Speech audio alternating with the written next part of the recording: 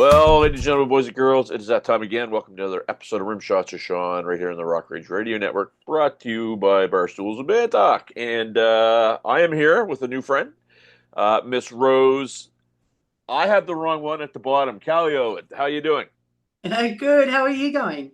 You know what? I'm hanging in there on a Thursday night. Um, it's always great when I get to talk to somebody that I haven't met before. Yeah, lovely to meet you. So I guess first off, where do you reside, Rose? In Sydney, Australia. You're my second guest today. I had somebody from the Melbourne area earlier today. Oh, nice, Yeah, so nice. it's Yeah, late where you are right now. yeah. It's Friday morning here, so Oh, I'm yeah. honored because I would be asleep right now if it was up to me. So tell us a little No. bit about what you're doing. You're I guess artist number 21 that I've interviewed from Australia. Oh, wow. Everybody says your scene over there is great. It's pretty vibrant. Everything is starting to come alive after years of up and down. And tell us a little bit about what's going on over there. Yeah, look, it's Australia's a great country. We're very, very fortunate to be here. Um, so the music scene is kicking off again after COVID and all that horrid time. So it seems to be going really, really well, and we're releasing new music, we're recording new music, and the music scene and gig scene seems to be getting back to some kind of normal. One of the things when I talk to people from Australia, a similarity that you folks have to us here in Canada is the amount of geography between places where you can play.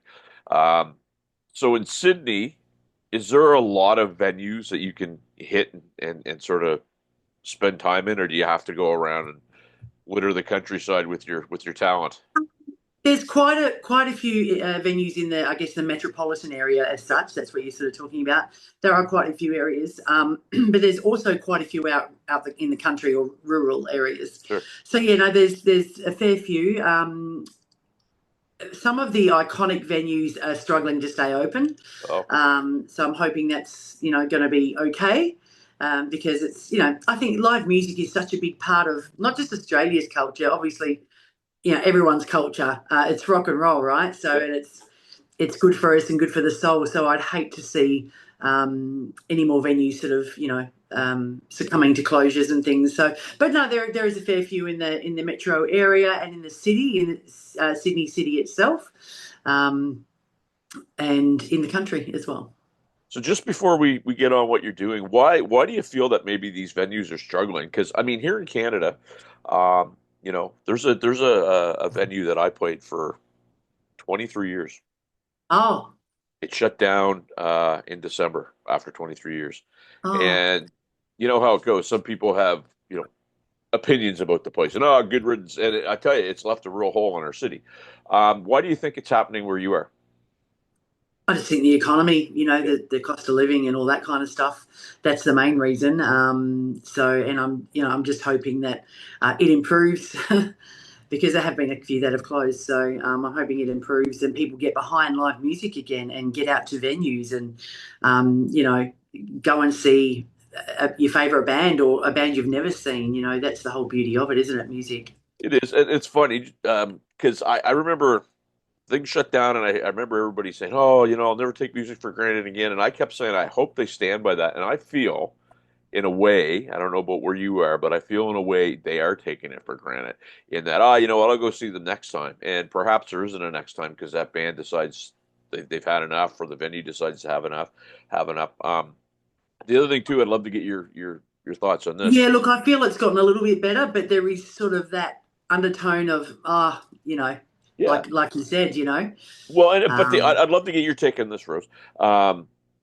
Somebody says, the economy and we don't have money, and then they're sending you pictures from some far off locale of a concert that they went to, Elton John, and they're the selfies, and you're sitting there going, okay, well, you can't pay $10 to go see me at this venue, but you can pay thousand. What are your thoughts on that? yeah, case closed. It's yeah, look, It's hard, isn't it? Because all the touring artists, they've started from bottom up, obviously, and they've been doing it for many years, and they deserve audiences too. But yeah, I do sometimes feel the same. Like, well, why can't you come and support a local, original rock band or whatever band, as well? It's one of those things. I think we'll never know the answer to. Yeah. Um, and we could beat it to death, but why bother? I mean, we want to stay positive. We want people to come out and have a positive experience, and I think that you only do that by trying to stay positive. So tell me, um, when I have a new guest on and I'm trying to introduce my audience to the new guest, I hate to play this game. People are getting tired of me saying it, but I always do the comparable. So Rose would be a comparable to what artist? So who would you, I guess, compare yourself to in terms of sound and vibe and that type um, of thing? I guess what other people have compared me to, maybe we could do that. I mean, and I love all, Ann Wilson from Heart, Okay. Melissa Etheridge, Janis Joplin, yeah, Pat Benatar maybe, yeah. So just a bit of rock and grit, I suppose, and emotion. Okay. So um, both great comparisons and kind of big shoes to fill. Um, Yeah, but when somebody does that, it must, you must get a feeling of pride having, done the work and absolutely. yeah. Um, Yeah. and so, uh, does it ever make you feel, uh-oh, I better not go here and, not do well tonight? Or you just say, thanks very much and just do your thing. Yeah, no, I just say, look, thanks, and obviously it's a huge, huge compliment, and I appreciate it, and I just do my thing. Yeah. At the end of the day, that's all I can do. And that they've seen some of those kind of similarities, or I remind them of that style. That's fantastic because, I think an opinion of an audience member is just as important as anyone else. So no, I just go about my business, and hopefully they still like it after they've seen the show. So. No, absolutely.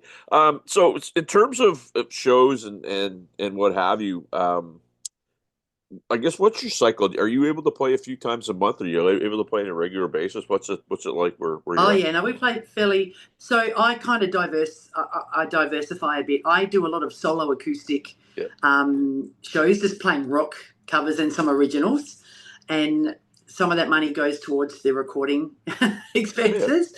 And then we have just a fun cover party band, but the original band, Rose Carleo band, we get to play probably at the moment, every couple of months.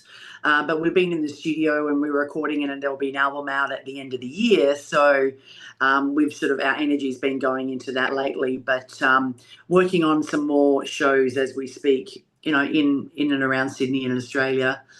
And we're doing a little Japan tour next year as well. Oh, fun. And I would love to get over to Canada.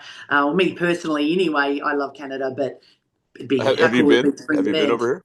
No, no, I haven't. I've got quite a few friends there though, so Yeah. I'm busting to go and see it. I will suggest that you come between April and about October. All right, I'm Yeah. going to write that down. Yeah. That's our April. that's our spring, summer, fall season. The winter here, depending upon where you go, can be pretty um, brutal. And Yep, you you you folks get seasons, but not like we get seasons. Like we get snow and stuff like that. I love snow. I just Yeah. love the sand. Well, there you go. Then maybe give it a try. Maybe give it a try. Um, what's the appetite for when you're playing your own material? Good reception? Do people embrace it? I know here in Halifax, where I'm at, it can be up and down. How does it go over? Really well. I think the people that come to those kind of gigs, as you would know as well, they want to hear music. They want to hear original music. They want to open up and listen to something different.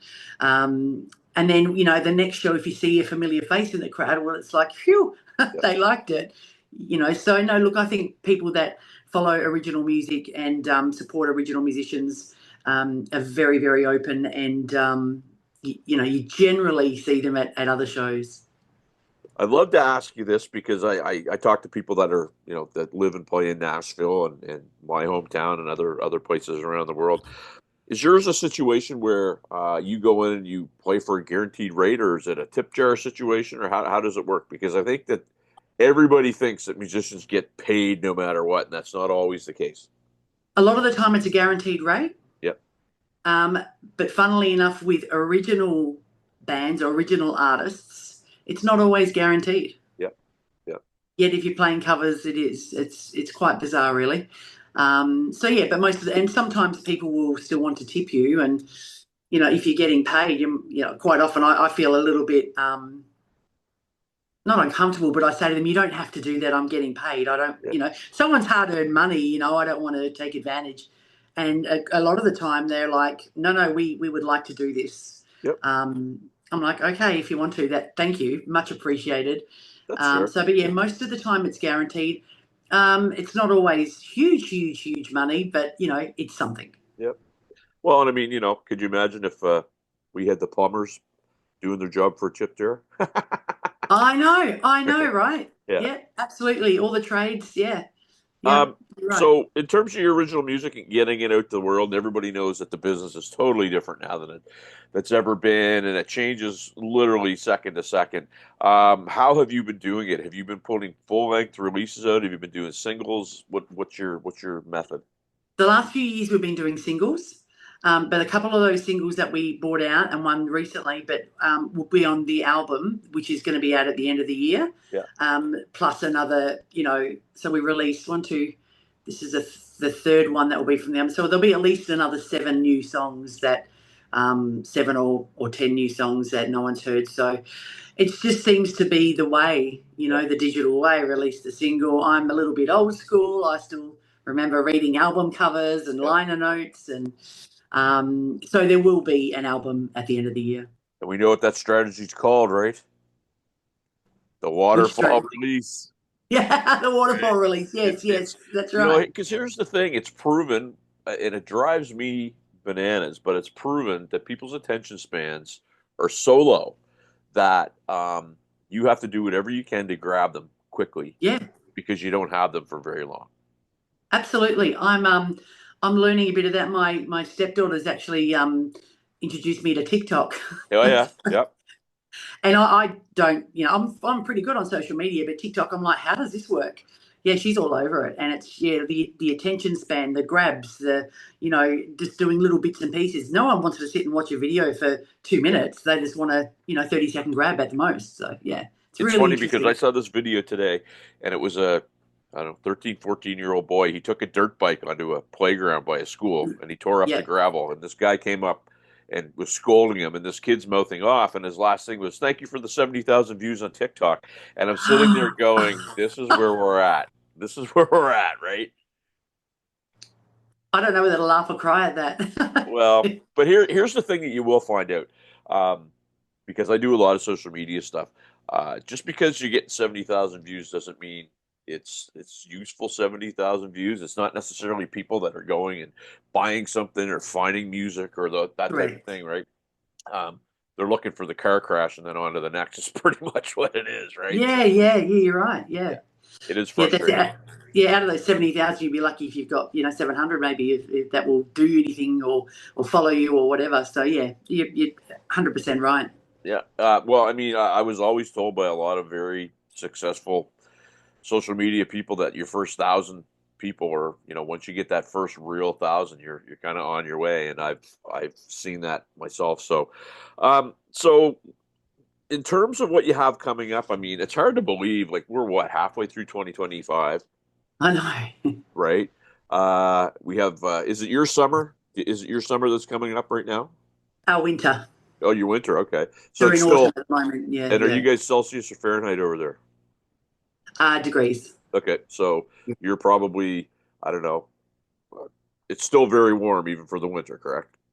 Yeah, it's starting to cool down. Probably this last week, it Yeah. is starting to cool down a bit more. Like, oh, I have to wear a jacket as I'm wearing. So Yeah. are you going to be out in the wintertime doing your reel and making sure that people are getting hold of your songs and that type of Yeah, thing? absolutely. Yeah, rain, hail, or shine, we're there. Absolutely. Right on. It, Because the winter here, sometimes you don't get to do that much traveling. It just roads are bad. yeah, It's hard to get flights, places and stuff. So, um, yeah, for sure. quick question, I guess, of a similar nature, but we'll call it a pivot. How did you get hooked up with Gina? With Gina. Gina. Oh, you know what? I that scratch that wrong question. Wrong question. Um, Any Gina. It's Are all you talking good. about Gina Mendello? No, you know what? I had that mixed up, but that's all well and good. Oh, that's all right. So your Sorry. representation, are you I guess what they call a DIY artist? Do you have management? Do you have an agent? How do you conduct your affairs? Well, I'm an independent artist, so Yeah, I guess I kind of self-manage. yeah, We use sort of publicists and we use agents here and there, but a lot of it is me on the phone going, "Hey, yeah. hello." So yeah, at the moment independent, but yeah, we've got some really great professionals around us that help us with publicity and some shows and things. Well, it is important because a lot of people will say that it's not necessarily for yourself. I mean, you could probably do it yourself and save the money, but it's for other people because it gives the impression that you're sometimes, bigger than you are, and people eat that up, right? Correct, they do. It seems that vibe kind of, I feel in Australia anyway, has changed a little bit over the last few years. Um, I think because there's so many resources available for anyone to do their own socials, own things like that. A lot more people seem to be self-managed Yeah. and maybe just use an agent or just use a publicist. From what I've seen anyway. Yeah, and I mean, it's one of these things where people think, "Oh, I'll just go Google it and I'll find the answer." However, Sure. I've seen more people fail and more people cause themselves harm and money Yep. when they could just ask for help. And I just don't quite understand why more people just don't do that. Yeah, I don't know either. I'm not sure. Yeah, I'd rather spend the money and do it the right way and a beneficial way for my music, for my brand, for everything, and get on with it. So when you're doing your music, are you writing yourself? Do you have writing partners, or do you have a preference? How do you go about that? I write a lot with Mick, my husband, Mick Adkins. He's the guitar player in Rose Carleo band, so we write a lot together. In the past, I've written a lot with a lot other writers as well. A little bit on my own, which is fine, but I kind of think two or three heads are better than one. Yeah. Because I might have a good idea, or an idea I think is good, but someone says, "Well, why don't you try this instead?" And then it just sort of blows up from there. So I enjoy collaborating. It's a good methodology. I mean, I was talking to somebody last night, and um, sometimes it's good to have a team, a couple people that write, and then push Yeah, it off to the person that handles the promotion. And because I don't personally care who you are, nobody can be good at everything. It's just not possible. absolutely. Yeah, yeah, yeah, for sure. Um, so last question, my new friend, where do I send my viewers, my listeners to find out about your music, get your music, download your music, your videos, all that? Well, you can go to the website or search online Rose Carleo Band. So that's Carleo, rosecarleoband.com. There's a bunch of information on there and videos. We have, YouTube channel, of course, Apple Music and Spotify and all the usual suspects. Yeah. Yeah, so it's sort of all on there. But I mean, I guess that's the beauty of Google, isn't it? The good you can just type in a name and then find out what you want to find out. The internet's good for something every now and again, right? It is. Rose, thanks so much. Pleasure meeting you. Yeah, you too. Thanks. You're Bye. back after this.